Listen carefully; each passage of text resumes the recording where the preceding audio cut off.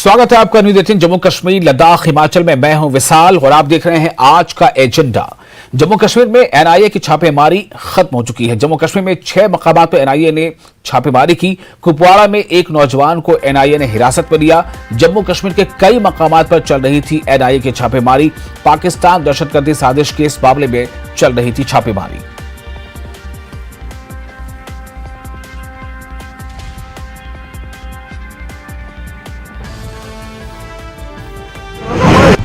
छापेमारी जो यहाँ पे हुई बठंडी के इलाके में, यहाँ से अभी इस मकान से पुलिस के जो एहलकार हैं वो निकले हैं। कुछ कागजात कहा जा रहा है उनने यहाँ से बरामद किए हैं और अब ये पुलिस जो एहलकार है यहाँ से बिल्कुल जहाँ पे ये छापेमारी हो रही थी, यहाँ बठंडी के इलाके में, जैसे हमने आपको पहले भी बताया, तो यहाँ से वो रुखसत हो चुके हैं।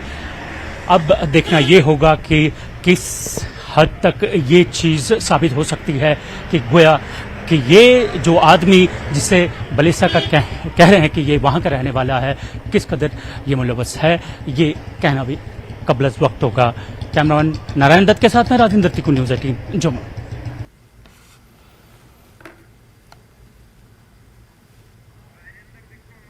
और इस वक्त हमारे साथ सीधे जुड़ चुके हैं राजेंद्र तिकु ज्यादा जानकारी के साथ। राजेंद्र, हमें सबसे पहले ये बताएं कि ये छापेमारी अलस सुबह गालिबन शुरू हुई थी और क्या ये छापेमारी कुछ जगहों पर अभी भी जारी है या तमाम वो जगह जहां छापेमारी एनआईए की चल रही थी वो छापेमारी मुकम्मल हो चुकी है? और साथ ही ये भी बताएं कि छापेमारी किन किन जगहों पर हुई है, क्या तफसीलात हैं? जी विशाल, अभी हम फुरकानाबाद जो बठंडी का इलाका है वहाँ मौजूद है। यहाँ सुबह 5, सवा 5 के करीब एनआईए ने छापेमारी की एक मकान में। यहाँ पे पुलिस काफ़ी तादाद में मौजूद रही उस वक्त भी और घर वालों से जो भी कोई यहाँ पे इनके मेंबरान हैं उनसे पूछताछ की गई इस सिलसिले में और कहा जा रहा है कि कुछ गैजेट्स भी यहाँ से ये कागजात को भी बरामद किया गया है। और साथ में ये बता दें जो कि ये फर्द है ये बलेसा का रहने वाला है कहा जा रहा है और ये भी है कि वो अभी वहाँ पे ही मुकीम है। फिलहाल उनकी ड्यूटी वहाँ पे है, ऑफिशियली ये कहा जा रहा है। और उनके बच्चे यहाँ पे हैं और दीगर कई मेंबरान हैं फैमिली के जिनके साथ एनआईए ने बात की और रेड यहाँ पे मुकम्मल हुई है और एनआईए के जितने भी ऑफिशियल्स थे वो यहाँ इस जगह से निकल चुके हैं। जी विशाल। तो एक चीज ये भी जानना चाहूंगा कि छापेमारी कुल कितनी जगहों पर हुई, क्या कुछ जानकारी मिल पा रही है? जम्मू कश्मीर में किन किन जगहों पर या किन किन इलाकों में छापेमारी हुई है, किन किन शहरों में हुई है? जम्मू के बारे में अगर बात करें तो यहाँ पे एक ही जगह पे अभी छापेमारी हुई है जो बठंडी का इलाका फुरकानाबाद है, यहाँ पे छापेमारी हुई। और जब कश्मीर की जहाँ तक बात करें वहाँ तक अभी तक हम सुबह से यहाँ पे ही है, कोई इतला मुझे मौसूल नहीं हुई वहाँ से। लेकिन यहाँ की बात अगर करें फुरकानाबाद की, यहाँ पे आज सुबह 5:15 के करीब यहाँ पे एनआईए की टीम आई जिन्होंने यहाँ पे इस मकान में छापेमारी की और ये कहा जाता है कि इनसे कई कागजात भी बरामद किए गए हैं। यहाँ पे पूछताछ के लिए यहाँ पे इनके फैमिली मेंबर्स को लिया गया और अभी ये सूरत हाल है कि यहाँ से सारी जो टीम है एनआईए की वो यहाँ से निकल चुकी है और दीगर कई जो पुलिस के एहलकार उनके साथ थे वो भी यहाँ से निकल चुके हैं। जी विशाल। जी राजेंद्र जी, बहुत शुक्रिया आपका तमाम जानकारी के लिए। तो जैसा उन्होंने बताया कि जहां कहीं भी छापेमारी हो रही थी, जम्मू में एक जगह छापेमारी हुई है और इसके अलावा कुछ जगहों पर छापेमारी की खबरें थी। तो बहुत ही सुबह यानी अलस सुबह एनआईए की टीम पहुंचती है और जो उसकी ज़रूरत के मुताबिक छापेमारी जो उसे करना होती है, जो तफ्तीश करना होती है, वो उसने मुकम्मल किया। और अब यही खबर है कि छापेमारी हर जगह जहां भी कहीं हो रही थी वो मुकम्मल हो चुकी है। तफसीलात का थोड़ा वक्फे से और मजीद हमें अपने पास तफसीलात पहुंचेंगे, लेकिन जैसा कि राजेंद्र तिकु ने बताया है कि एक शख्स को हिरासत में लिया गया है और लगातार ये जो छापेमार की कार्रवाई है जारी है। पिछले हफ्ते, उसके पहले महीनों में लगातार हम देख रहे हैं हर 2 दिन, 3 दिन, 4 दिन पर इस तरह की छापेमारी होती है। अलस सुबह एनआईए की टीम पहुंचती है, कई बार एसआईए की छापेमारी होती है, कई बार एसआईयू की छापेमारी होती है। मकसद सिर्फ एक है कि किसी भी तरह से जो दहशतगर्दी का जो तार है, जो नेटवर्क है, उसे कमजोर से कमजोर तर किया जाए। और अगली खबर, राहुल गांधी 2 दिवसीय दौरे पर पहुंचे हैं लेह। लद्दाख के लेह में राहुल गांधी का आज दूसरा दिन है। राहुल गांधी का लेह पहुंचने पर शानदार इस्तकबाल किया गया। बताया जा रहा है कि राहुल गांधी कई तरह के कार्यक्रमों में शामिल होंगे और खासतौर से जो पार्टी से जुड़े जो काम है, कार्यकर्ताओं के साथ बैठकें करनी है या पार्टी नेताओं के साथ मीटिंगें करनी है, इसके अलावा भी कई और तरह की उनकी जो है आज उनके कार्यक्रम या उनका शेड्यूल है। कल उनके दौरे का पहला दिन था। कल तकरीबन 1 बजे के आसपास दोपहर में वो पहुंचे थे, लेकिन जैसा कि हम सभी जानते हैं लेह लद्दाख जो है हाई एल्टीट्यूड वाला इलाका है, तो कल उन्होंने ज्यादातर औकात जो है वो आराम किया है, रेस्ट किया है, जो जरूरी होता है अगर आप लो एल्टीट्यूड से हाई एल्टीट्यूड वाले एरिया में जाते हैं।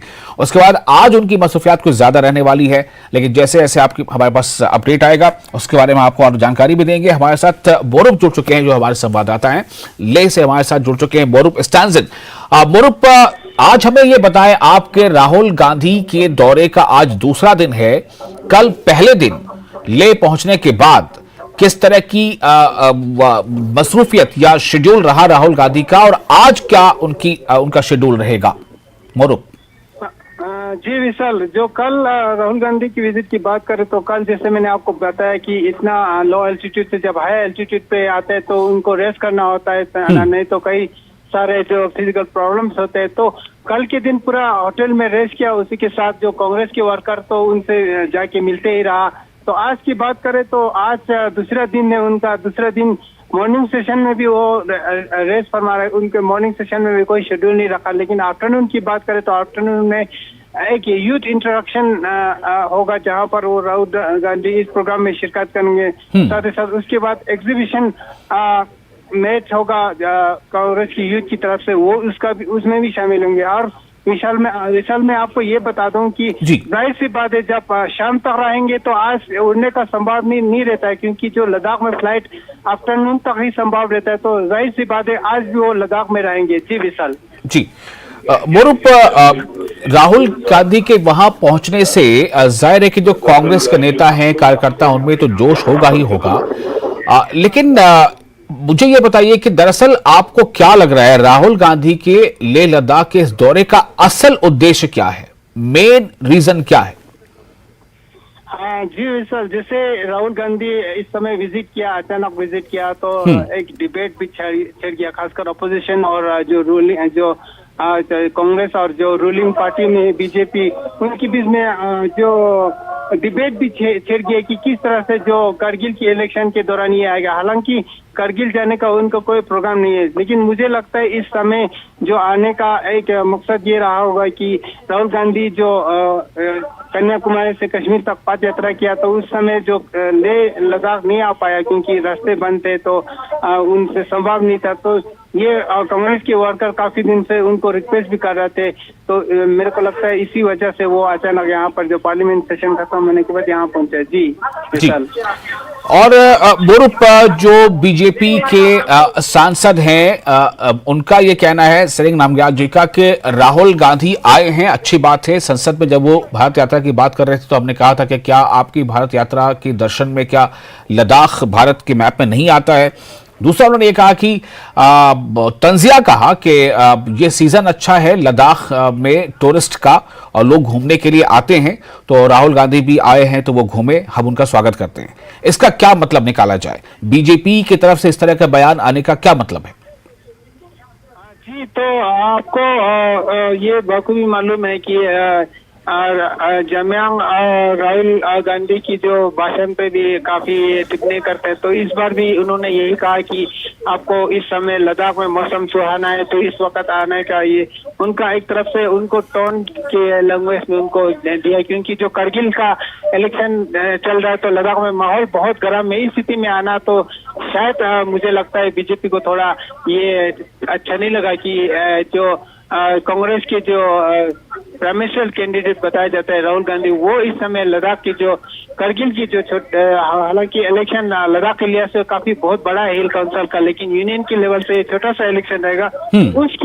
उस समय यहाँ आना उनको शायद मुझे लग रहा है कि बीजेपी को ये लग रहा है कि राहुल गांधी आने से ज्यादा कांग्रेस और एनसी की कोalition है उनको थोड़ा फायदा मिलेगा, इस वजह से मेरे ख्याल से उन्होंने ये टिप्पणी की। जी विशाल। जी।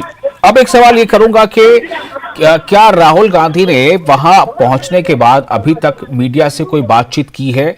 क्या कुछ ये बात भी सामने आ रही है कि जो उनका कोalition है राहुल गांधी का, जैसा आपने बताया कि कांग्रेस का वहां कोalition है नेशनल कॉन्फ्रेंस के साथ जो अभी करगिल में चुनाव होने वाले हैं, तो क्या इसके हवाले से कोई मीटिंग या करगिल के कुछ नेताओं को क्या लेह बुलाया गया है, वहां उनके साथ कोई मीटिंग, ऐसी कुछ चर्चा है?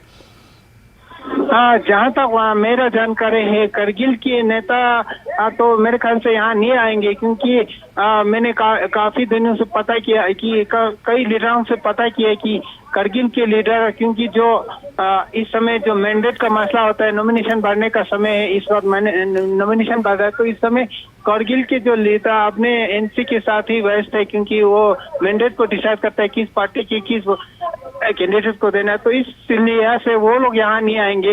हालांकि ले की जो माफी चाहिएगा, कांग्रेस के जो लीडर है वो राहुल गांधी से ये करगिल की इलेक्शन के बारे में डिस्कस करेंगे। जी विशाल जी, बोरुप और आज क्या राहुल आज लेह में आज भी रहेंगे या आज उनका डिपार्चर है वहां से वापस दिल्ली के लिए? हाँ जी विशाल, मैंने पहले भी बताया कि हालांकि यहाँ जो लेट आफ्टरनून में उसका फंक्शन रहा, तो इससे जाहिर सी बात है वो आज यहाँ से नहीं उठ पाएंगे, क्योंकि लद्दाख में जो फ्लाइट है आफ्टरनून तक ही चल पाता है, तो मेरे ख्याल से आज भी रहना उनका संभव है। जी लगभग पे है। चलिए, बहुत शुक्रिया आपका बोरुप तमाम जानकारी के लिए। तो जैसा बोरुप ने बताया कि आज राहुल गांधी की जो व्यस्तता है वो ज्यादा रहने वाली है और आज वो कई अलग अलग लेवल पर मीटिंग्स कर सकते हैं, पार्टी कार्यकर्ताओं के साथ मुलाकात कर सकते हैं, बातें कर सकते हैं। लेकिन जिस तरह से कल एयरपोर्ट पर राहुल गांधी का स्वागत हुआ है और स्वागत में जो भीड़ आई थी और एयरपोर्ट से लेकर उस होटल तक, जैसा हमारे संवाददाता मोरूप सिस्तानी ने बताया कि इस पूरे रास्ते में जगह जगह पर एक रैली की शक्ल में लोग खड़े थे, उससे ऐसा लग रहा है कि राहुल के पहुंचने से जो कांग्रेस का जो वहां पर नेटवर्क है उसमें एक जोश और जान जरूर आई है। लेकिन बीजेपी के लीडर भी इस पर कटाक्ष करने से नहीं चूक रहे हैं। उनका कहना है कि राहुल गांधी, ऐसा लगता है कि शायद वो एज ए टूरिस्ट लद्दाख पहुंचे हैं तो उनका स्वागत है, ऐसा बीजेपी के जो सांसद है उनका कहना है। और फिलहाल एक छोटा सा ब्रेक लेते हैं, ब्रेक के बाद खबरों का सिलसिला जारी रहेगा।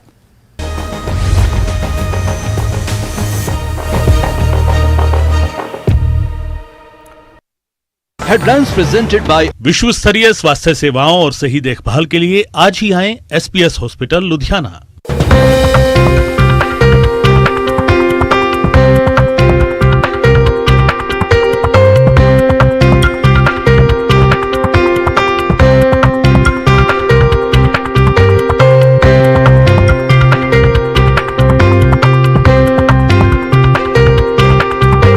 प्रेजेंटेड बाय विश्व स्तरीय स्वास्थ्य सेवाओं और सही देखभाल के लिए आज ही आएं एसपीएस हॉस्पिटल लुधियाना।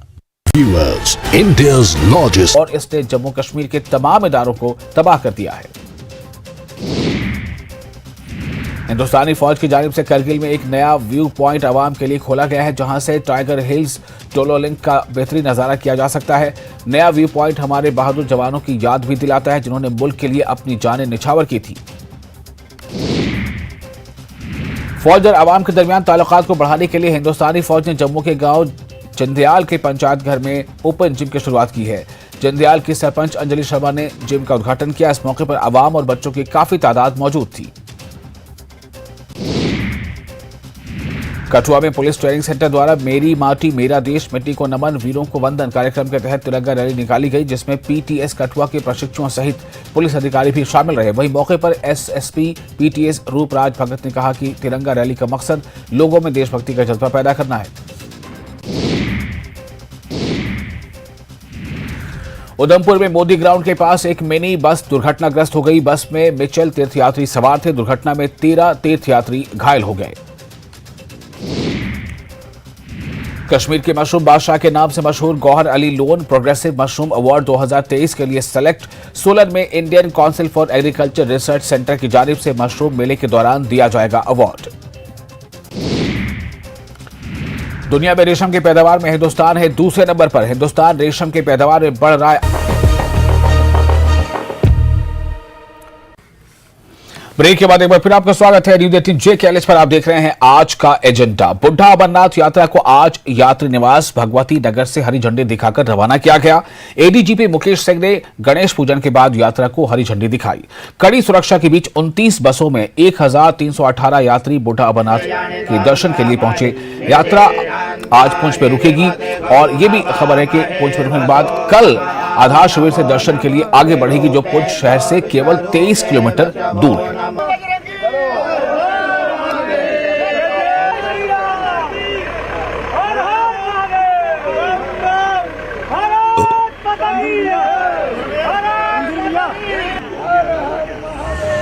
बाबा बूढ़ा अमरनाथ की यात्रा बैजनाथ राष्ट्रीय साहसिक यात्रा के रूप में निकालता है और प्रतिवर्ष की अपेक्षा इस बार जोश ज्यादा है।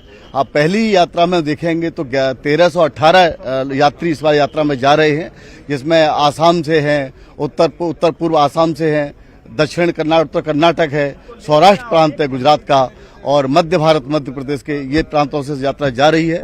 और यात्रा में अथाह जोश है, अपार जोश है। और इस यात्रा हमारे लिए एक चैलेंज का विषय था, क्योंकि जिस प्रकार की परिस्थितियां अपने पुंछ राजौरी क्षेत्र में अल्पसंख्यक हिंदू समाज के ऊपर बराबर हमले किसी समय हुए, आज वो संकल्प लेकर के किए थे कि हिंदू का पलायन नहीं होने देंगे। इसलिए आज ये यात्रा हमारे लिए एक जोश का कार्यक्रम रहती है। इस यात्रा के कारण वहाँ का हिंदू का रहना सुगम हुआ है, और इसलिए यात्रा यह सम्मान के साथ निकले और में गौरव के साथ निकले, अपने मान बिंदु की यात्रा पर निकले। तो इस यात्रा के लिए यात्री तैयारी भी करते हैं और पूरे अपार जोश के साथ यात्रा निकाली जा रही है। बाबा अमरनाथ के यात्रियों को बहुत बहुत शुभकामनाएं। आज बूढ़ा अमरनाथ यात्रा शुरू हो रही है, 11 दिन चलेगी। सुरक्षा के पूरे इंतजाम किए गए हैं, चाहे वो रास्ते में सुरक्षा हो, चाहे वो लंगर साइट्स पे हो, चाहे वो हॉल्टेज पॉइंट्स पे हो, पूरी तरह से पुख्ता इंतजाम किए गए हैं। पुलिस, सीआरपीएफ, फौज सभी आपकी सुरक्षा में जुटे हुए हैं। आपकी यात्रा शुभ और मंगलमय हो। भगवती नगर के यात्री निवास से बूढ़ा अमरनाथ के लिए जो यात्रा है यहाँ से निकल पड़ी है और यात्रियों में काफ़ी उत्साह देखा जा रहा है। आप देख रहे हैं कि कई बसें यहाँ पे यात्री निवास के परिसर में लाई गई थी इन सब यात्रियों के लिए जो बाहर से आए हैं बूढ़ा अमरनाथ की यात्रा करने के लिए। यहाँ पे सिक्योरिटी के लेके अगर बात करें तो सिक्योरिटी को लेके काफ़ी पुख्ता इंतजामात किए गए हैं और इस यात्रा को यहाँ पे फ्लैग ऑफ किया गया। एडीजीपी जो मुकेश सिंह हैं उन्होंने इस यात्रा को यहाँ से झंडा दिखा के रवाना किया और कुल मिला के 1328 यात्री हैं जो करीबन 28 बसों में यहाँ से जाएंगे और बूढ़ा अमरनाथ की यात्रा के लिए 19 तारीख मंडी पहुँचेंगे पुंछ, जहाँ ये बूढ़ा अमरनाथ की यात्रा के लिए वहाँ दर्शन करेंगे। कैमरामैन बंटी के साथ मैं राजेंद्र तिकू, न्यूज़ 18 जम्मू। जत्थे में 656 यात्री शामिल हैं जो पवित्र गुफा की तीर्थ यात्रा के लिए कड़ी सुरक्षा व्यवस्था के बीच आज सुबह यात्री निवास जम्मू से रवाना हुए। इन यात्रियों में बालटाल मार्ग की यात्रा के लिए रवाना होने वाले 370 यात्री और पहलगाम मार्ग से यात्रा के लिए रवाना होने वाले 286 यात्री शामिल हैं। ये सभी 19 वाहनों में सवार थे।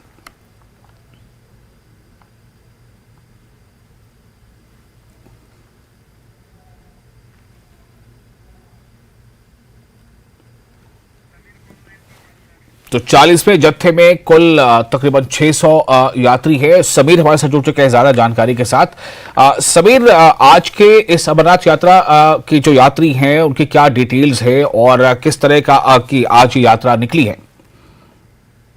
डिटेल्स की बात है, जिस तरह आपने खुद भी बोला कि 600 से ज्यादा यात्री जो हैं वो आज यात्रा के लिए निकले हैं। जो आज 40वां जत्था यात्रा के लिए निकला है और अगर हम बात करें टोटल अभी तक की जो आंकड़े हैं वो तकरीबन 4,32,000 से ज्यादा यात्रियों ने अभी तक दर्शन कर लिए वहां पे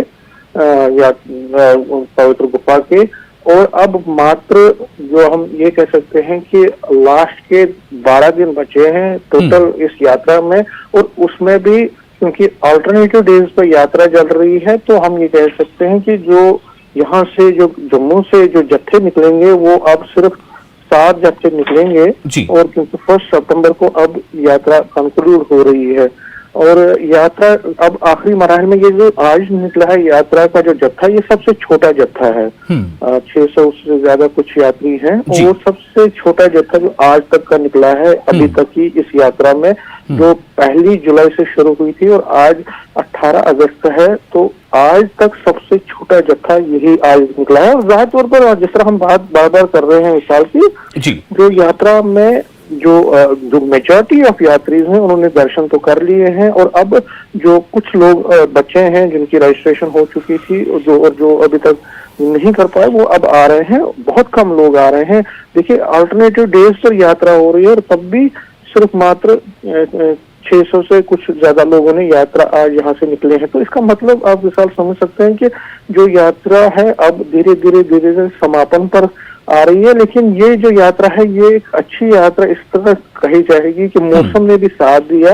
सिर्फ 3 दिन को छोड़कर जो जुलाई में हुआ था उसको छोड़ के मौसम ने साथ दिया। लोगों का जो कॉपरेशन कश्मीर वैली में, जम्मू में, वो बहुत ही जबरदस्त। एडमिनिस्ट्रेशन का कॉर्पोरेशन, एडमिनिस्ट्रेशन के अरेंजमेंट, तैयारियां, सिक्योरिटी फोर्सेस का जो तैयारियां, तो एक जिस तरह हम कह रहे हैं कि यात्रा में जितने भी लोग आए, जिन जिन लोगों से हमने बात की, सभी लोग बहुत ही ज्यादा खुश थे और ये यात्रा एक अच्छी यात्रा गई है। G20 के बाद अभी तक यात्रा बड़ी पीसफुली कंडक्ट हो रही है और जिसका सारा क्रेडिट हमारे सिक्योरिटी फोर्सेस को, एडमिनिस्ट्रेशन को और जो कंसर्न एजेंसीज हैं उनको जाता है।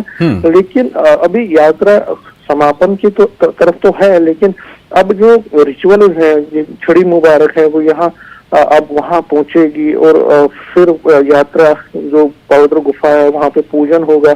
तो अभी कुछ और रिचुअल्स करने हैं जिनको वो निभाना होता है एक सिस्टम के तहत, जो रिलीजियस स्पिरिचुअलिटी के हिसाब से। लेकिन ओवरऑल अगर हम देखें तो यात्रा बहुत ही अच्छे माहौल में और मौसम ने भी साथ दिया। बहुत शुक्रिया आपका सभी तमाम जानकारी के लिए। तो यात्रा बहुत ही आसान तरीके से और सुचारू ढंग से पूरी होती रही है, मौसम का साथ मिला है और जो वहां के लोग हैं, जो मकामी लोग हैं, वो लगातार इसमें काफी कोऑपरेटिव रहे, जैसा समीर बता रहे थे। आगे बढ़ेंगे, कुछ और अहम खबर है। खबर यह है कि सीएम सुक्खू, हिमाचल प्रदेश के सीएम सुखविंदर सिंह सुक्खू आज सिरमौर का दौरा करने वाले हैं, जहां वो बाढ़ से हुए नुकसान का जायजा लेंगे। साथ ही प्रभावितों से उनका मिलने का भी कार्यक्रम है। वो मंडी के पंडोह भी जाने वाले थे, लेकिन उनका यह दौरा रद्द हो गया।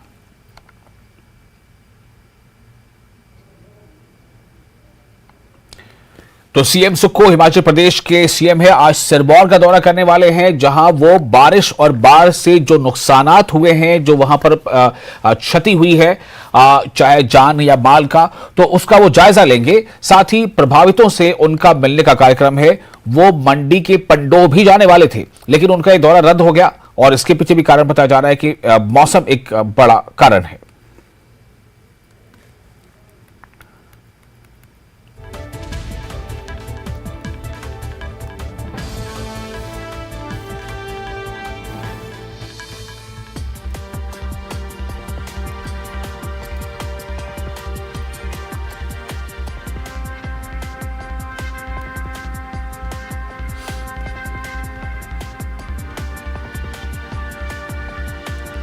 एक बार फिर आपको बता दें, आज हिमाचल प्रदेश के सीएम सुखविंदर सुक्खू का सिरमौर का दौरा होना है। सीएम सुक्खू आज सिरमौर का दौरा करने वाले हैं, जहां वो बारिश बाढ़ से हुए नुकसान का जायजा लेंगे।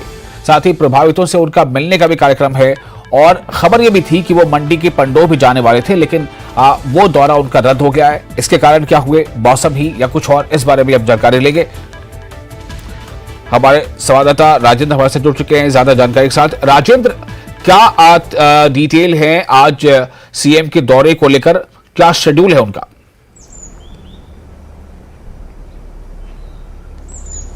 मुख्यमंत्री अब से कुछ देर बाद विशाल नाहन के लिए रवाना होंगे, सिरमौर के सतौन के लिए जाएंगे और वहां पर इन दिनों पिछले दिनों जो बारिश के कारण भारी नुकसान हुआ है, बादल फटने से नुकसान हुआ है, भारी बारिश के नुकसान हुआ है, कई लोगों की जानें चली गई हैं, वहाँ स्थिति का आकलन करेंगे और रेस्क्यू ऑपरेशन का भी वहाँ पर जायजा मुख्यमंत्री लेंगे।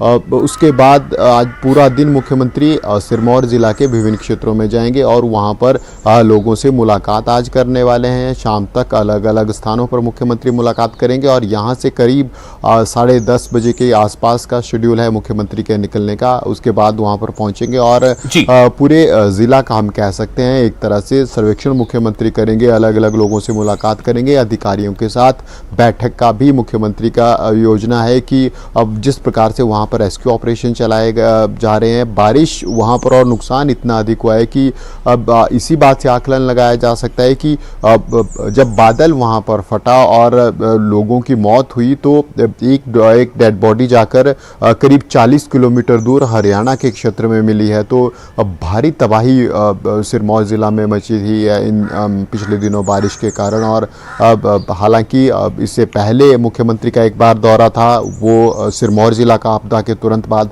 वो फिर स्थगित हो गया था क्योंकि मौसम खराब था, हेलीकॉप्टर नहीं जा पाया था। उसके बाद उप मुख्यमंत्री का दौरा भी था, वो भी स्थगित हो गया था। और उसके बाद पीडब्ल्यूडी मिनिस्टर गए थे 15 अगस्त को, वहाँ ज़रूर उन्होंने अधिकारियों को निर्देश भी दिए थे और स्थिति का जायजा भी लिया था। उनके बाद अब मुख्यमंत्री वहाँ पर जा रहे हैं और तुरंत जो सहायता की ज़रूरत स्थानीय लोगों को रहेगी और जो डिमांड उनकी तरफ से की जाएगी उसको पूरा करने की कोशिश मुख्यमंत्री करेंगे, अधिकारियों को निर्देश वहां पर देंगे।